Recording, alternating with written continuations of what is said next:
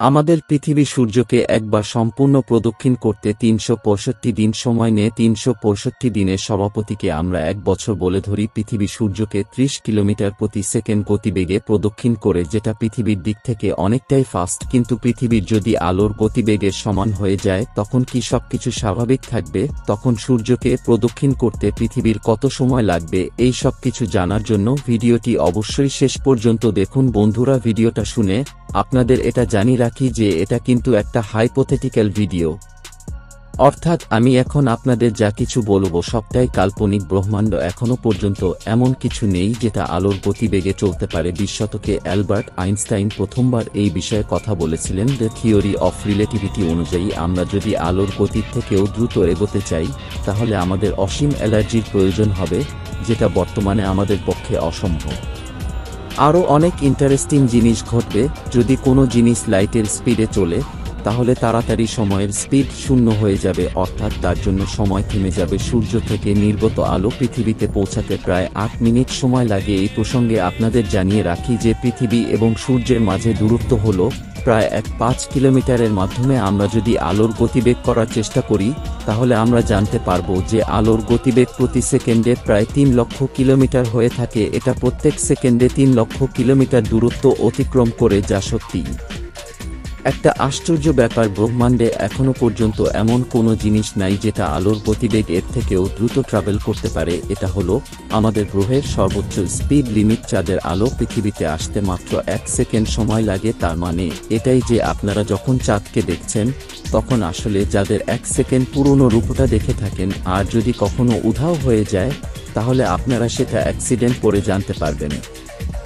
এই কনসেপ্টটা ব্রহ্মাণ্ডের সমস্ত অবজেক্টের ক্ষেত্রে প্রযোজ্য। আপনি যদি 6 কোটি আলোকবর্ষ দূরে একটা বিশাল বড় টেলিস্কোপ রেখে দেন এবং তার সাহায্যে পৃথিবীকে দেখেন তাহলে আপনার পৃথিবীতে মানুষ নয় বরং ডাইনোসরদের হত্যা দেখবেন। আমি আপনাদের এই সব কিছু এই জন্য বলছি যাতে আপনারাই ভিডিওটা ভালো করে বুঝতে পারেন। ধরে নিন যে আমাদের পৃথিবীর স্পিড আমাদের কন্ট্রোলে আছে এবং একদিন এক বিজ্ঞানী ঠিক করলেন যে পৃথিবীর গতিকে বাড়িয়ে আলোর গতির সমান করে দেয়া হবে। যদি সত্যি এমন কিছু হয়ে থাকে তাহলে কি হতে পারে চলুন জেনে নেওয়া যাক। সবার প্রথমে কোনো কারণে আমাদের পৃথিবীর ভয়ের অসীম হয়ে যাবে।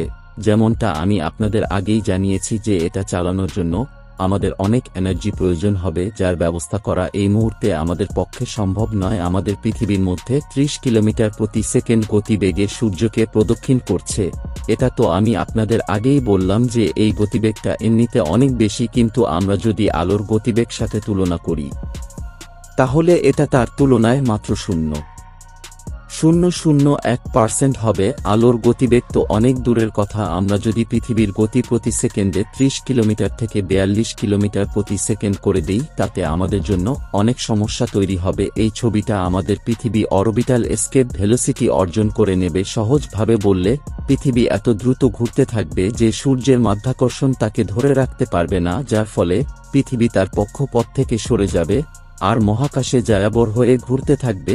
সেটা সূর্যের সাথে গিয়ে ধাক্কা খাবে অথবা মহাকাশের ঠান্ডা এবং জনশূন্য এলাকায় দ্রুতগতিতে এগোতে থাকবে, যার ফলে পৃথিবীর তাপমাত্রা ক্রমশ কমতে থাকবে। মাত্র 3 বছরের সফরের পর পৃথিবী সৌরমণ্ডলের সেগুলো অর্থাৎ একজনকে অতিক্রম করে ফেলবে। তবে সবকিছু এত সহজে হবে না। মঙ্গল গ্রহের পরে আছে আমাদের সৌরমণ্ডলের দানব গ্রহ বৃহস্পতি। যদিও এটা পৃথিবীতে কুইপার বেল থেকে আগত উল্কাপিণ্ড থেকে রক্ষা করে, কিন্তু আমার পৃথিবীর যদি বৃহস্পতির বেশি কাছে চলে যায় তাহলে বৃহস্পতি নিজের গ্র্যাভিটি সাহায্যে পৃথিবীতে নিজের দিকে টেনে নেবে এবং তার কয়েক ঘন্টার মধ্যেই পৃথিবী ধ্বংস হয়ে যাবে। আমাদের পৃথিবী যদি মহাকাশে ঘুরতে থাকে তাহলে পৃথিবী কারো প্ল্যানেট বলা হবে না। হলে এমন ঘটনা সৌরমণ্ডল থাকে না, আর এটা মহাকাশে যে কোনো নক্ষত্রকে প্রদক্ষিণ করতে থাকে। বিজ্ঞানীরা আমাদের গ্যালাক্সিতে এমন অনেক গ্রহ খুঁজে বের করেছেন। বন্ধুরা, এবার ধরে নিন যে আমাদের পৃথিবী যদি লাইটের স্পিডে সূর্যকে প্রদক্ষিণ করে এবং তার অরবিতে থেকে বাইরে না বেরোয় তাহলে সে অবস্থায় পৃথিবীর সাথে কি হবে? পৃথিবী যদি আলোর গতিবেগ এগোয় তাহলে আপনারা আকাশে আর কোনো নক্ষত্র দেখতে পারবে না। এটার এক নামের একটা ফিজিক্যাল ফেনোমেননের কারণে ঘটবে। সেই সব নক্ষত্রগুলো থেকে পৃথিবীতে দৃশ্যমান আলো নয় বরং তার পরিবর্তে এক্সরে লাইট আসতে শুরু করবে, যেটা আমরা খালি চোখে দেখতে পারবো না, যার ফলে আমাদের অনেক শারীরিক সমস্যার সম্মুখীন হতে হবে আসলে আমাদের পক্ষে। আমি ক্ষতিকারক হয়ে থাকে এই জন্য আপনাদের হাড়ের এক্স-রে একাধিকবার করতে বারণ করা হয়, কারণ তার ফলে ক্যান্সারের সম্ভাবনা অনেকটাই বেড়ে যায়। এছাড়া আপনাদের পৃথিবীতে বসবাস করার পরেও নিঃশ্বাস নিতে অনেক সমস্যা হবে, কারণ পৃথিবী যখন আলোর গতিবেগে সূর্যকে প্রদক্ষিণ করতে শুরু করবে তখনই বায়ুমণ্ডল একেবারে খারাপ হয়, নষ্ট হয়ে যাবে। যদি সামান্য কিছু জিনিস আলোর গতিবেগে চলে তাহলে তার মধ্যে এত শক্তি চলে আসে যে সেটা সম্পূর্ণ গ্রহকে ধ্বংস করে দিতে পারে। আপনারা হয়তো বিশ্বাস করবে না, কিন্তু এটা সত্যি যে যদি একটা সূচের স্পিডের পৃথিবীর সঙ্গে ধাক্কা খায় তাহলে আমাদের সম্পূর্ণ পৃথিবী পুড়ে ছাই হয়ে যাবে। অন্যদিকে আমাদের পৃথিবী যদি আলোর গতিবেগে সূর্যকে প্রদক্ষিণ করে তাহলে পৃথিবীর সূর্যকে একবার সম্পূর্ণ প্রদক্ষিণ করতে মাত্র 52 মিনিট 14 সেকেন্ড সময় লাগবে। অর্থাৎ পৃথিবীতে আগে যেখানে 365 দিনে 1 বছর হতো সেখানে এবার থেকে মাত্র 52 মিনিটে 1 বছর হয়ে যাবে, যার ফলে প্রত্যেক 52 মিনিট অন্তর আপনার জন্মদিন সেলিব্রেট করতে হবে। এটা ভীষণ ইন্টারেস্টিং ব্যাপার, তাই না?